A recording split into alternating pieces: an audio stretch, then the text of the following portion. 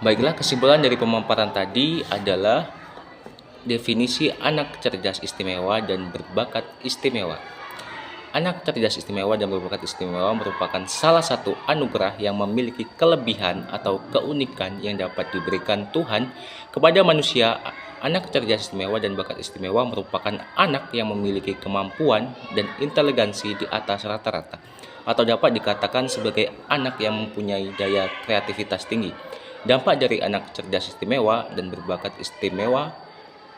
Anak cerdas istimewa dan berbakat istimewa memiliki beberapa dampak, yaitu dapat berupa prestasi fisik, prestasi psikologi, prestasi akademik, dan prestasi sosial.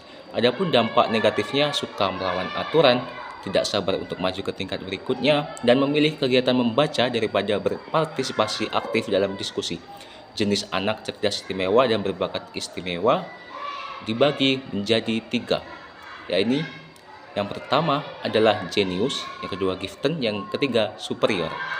Sekian dari kelompok kami, kurang dan lebihnya kami mohon maaf. Kami akhiri, wassalamualaikum warahmatullahi wabarakatuh.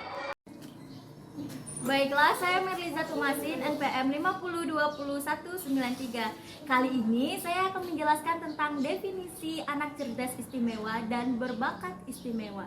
Nah, teman-teman, sudah tahu belum tentang definisi anak cerdas istimewa dan bakat istimewa?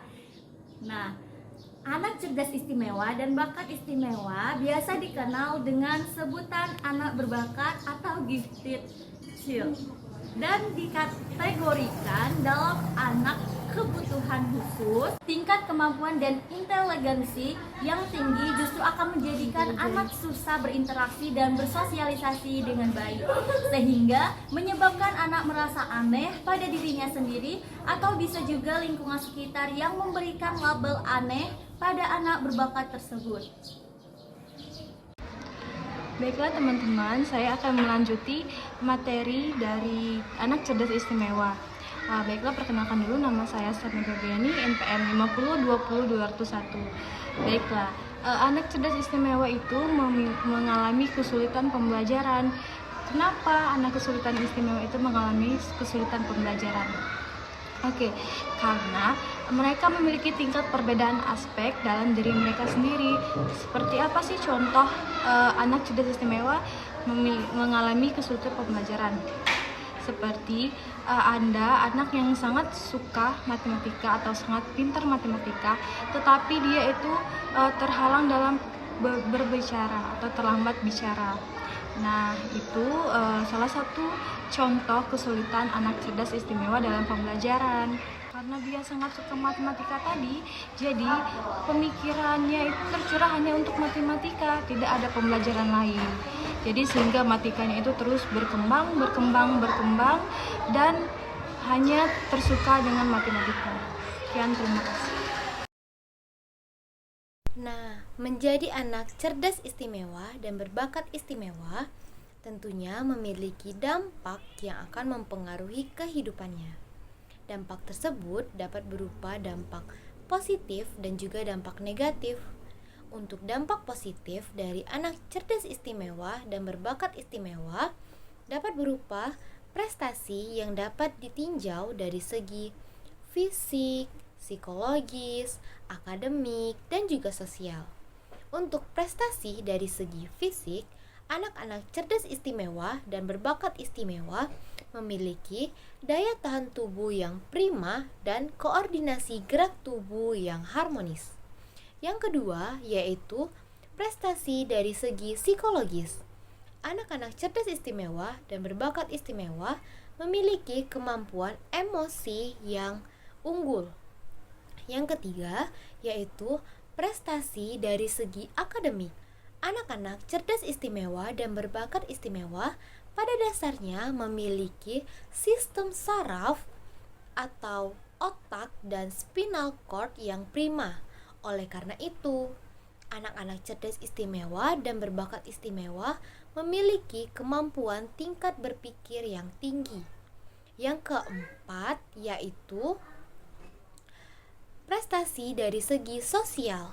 Pada dasarnya, anak-anak cerdas istimewa dan berbakat istimewa ialah anak-anak yang populer, serta dapat dengan mudah diterima.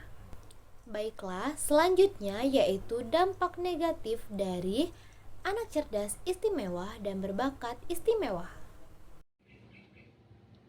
Nah, tadi kan sudah membahas tentang dampak positif dari anak berbakat. Sekarang kita akan membahas tentang dampak negatif dari anak berbakat tersebut. Yang pertama, dapat mengaktualisasikan pernyataan secara fisik berdasarkan pemahaman yang sedikit. Yang kedua, dapat mendominasi diskusi. Yang ketiga, tidak sabar untuk segera maju ke tahap berikutnya. Yang keempat, anak tersebut lebih memilih membaca, kegiatan membaca daripada beraktivitas langsung ke dalam masyarakat secara aktif gitu. Dan yang kelima, suka melawan arah atau petunjuk-petunjuk dan menjadikan aturan-aturan tersebut tidak beratur. Dan yang terakhir itu frustasi dengan tidak berjalannya kehidupan sehari-hari tersebut. Itulah tadi dampak dari negatif anak berbakat. Selanjutnya kita akan membahas tentang jenis-jenis anak berbakat. Halo, perkenalkan nama saya Indah Permata Putri dengan NIM 5020001. Kalian tahu nggak sih, ternyata anak cerdas istimewa dan berbakat istimewa itu mempunyai jenis-jenisnya loh. Nah, jenis-jenis anak berbakat dan cerdas istimewa tersebut dapat dikelompokkan menjadi 3. Yang pertama yaitu genius. Genius adalah anak yang memiliki kecerdasan luar biasa sehingga dapat menciptakan sesuatu yang sangat tinggi nilainya.